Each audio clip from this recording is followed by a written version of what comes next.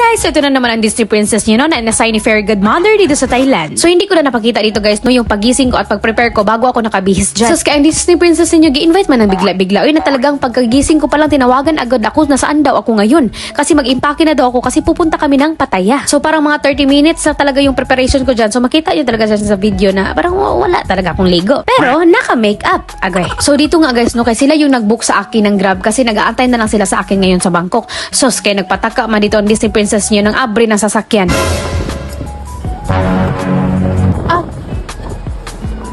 Sorry. Diyan masong ka, no? Okay, sorry. Sorry. Agoy, ang Disney princess ninyo, nagdinanghag na naman. So, sa intawon, ang gibok pala nila sa akin kay motor, hindi kotse. So, hindi ko na nabidyuhan, no? Kasi nagdali-dali na lang talaga ako dito kasi ako na lang ang inaantay nila. So, andito na nga ako, guys, no? At kasama ko na sila. Nakita nyo naman siguro yan sa dalawang mata ninyo. Sus, guys, napakaganda ng kondo ng co-teacher ng husband ng ate ko. Guys, sobrang ganda ng kondo. Like, 15,000 baht ito per month. So, nasa mga 23,000 dyan sa Minas. Sus, para akong gihubak sa presyo, para akong giubo-ubo sa presyo. Pero worth it naman din talaga. Tignan nyo naman kung gaano to kaganda. Ba't yung swimming pool, parang nasa, ano yan, forest? Ay, hindi, resort, agoy, forest. Oh, isa pa tong kasama ko, hindi talaga siya magpatalo kay mas sexy daw talaga siya sa akin. So sayang hindi ko kayo na-tour sa buong kondo guys, no, kasi nga paalis na talaga kami. Pero sige lang, kay kung payagan ako ulit, i-tour ko kayo ulit dito, babalik ako dito sa kondo niya na sobrang ganda talaga pero makaubo ang presyo. So dumaan nga muna kami dito sa 7-Eleven guys, no, pero itong ate ko kay ginampanan niya talaga yung pagiging ate niya dyan sa costume niya. Char lang ate, I love you. So i-fast forward na natin yan guys, no, andito na nga kami sa Pattaya guys. Isa to sa masikat na lugar sa Thailand na pinupuntahan talaga ng karamihan. Pero hindi kami nakatagal dito guys, sa unang pinuntahan namin dito sa Pattaya kasi wala kaming pwesto at gutom na rin masyado. Kaya umuwi muna kami sa nirentahan naming bahay dito sa Pattaya. Is very beautiful and spacious ang bahay guys. So 7,000 baht per night lang ito. So nasa mga 10,000 dyan sa Pinas. Oy, naano naman itong kasama ko na ang lakad man para mang bagong tuli.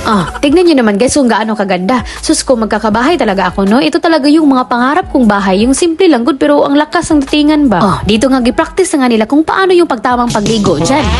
Ikaw ano yung iniisip mo? Ay tama yan, pariha tayo, wag ka na magkunkuan dyan. So sa banding-banding ng grupo, no, may taga-chill-chill lang talaga yan. Ang tagay ba ay taga-luto. Yung feeling ko na grabe na yung kapawis yung mga taga-luto at ang pula-pula na yung mata nila dyan sa usok. Pero ikaw na nag-chill-chill lang, ikaw pa yung may lakas sa magtanong na luto na. Agoy, so kainan na, grabe kasarap kumain. Oy, lalo na't kung nag-antay ka lang talaga nakakain na. Agoy. At syempre, Pinoy, pag may swimming pool, hindi talaga palagpasin yan. Kahit alam mong may nauna ng umihi dyan. Oy, wag naman sana. At dahil pabida-bida tayo, tignan nyo sana kung inabot ng pagbabida-bida ko.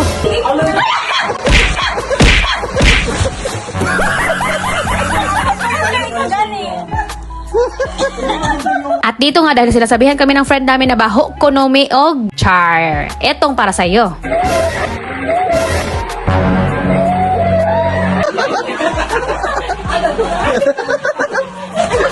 Diba? Ang saya pa rin namin kahit may issue ng mga taga-Pilipinas dito sa Thailand. At dahil nga ginutom kami sa aming pag-swimming, no, kakain muna kami sa McDo pero dumaan muna kami dito sa pinakasikat na walking street sa Pattaya. Diba? Tell me you are in Thailand without telling me you are in Thailand. Ang astig ng suot nila, no? Diretso tulog yan mamaya. At nakita nga namin dito sila Kuya Mekos-Mekos na nagsayo-sayaw.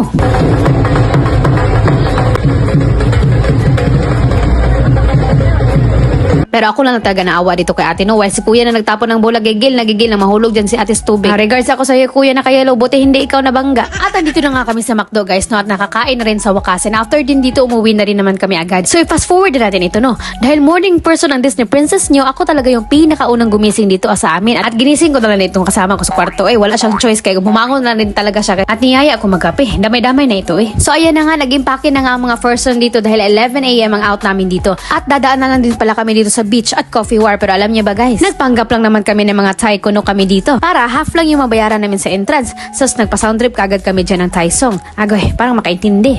Oo naman. Sige, lakasan mo siya konti.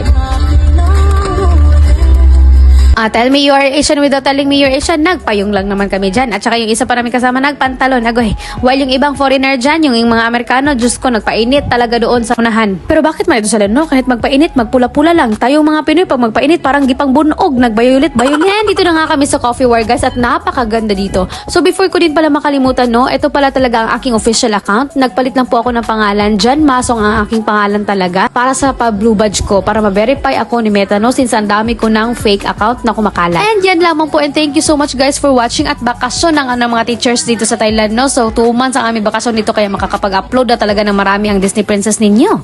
So thank you so much guys for watching. See you in my next mini vlog. Kapunak ha!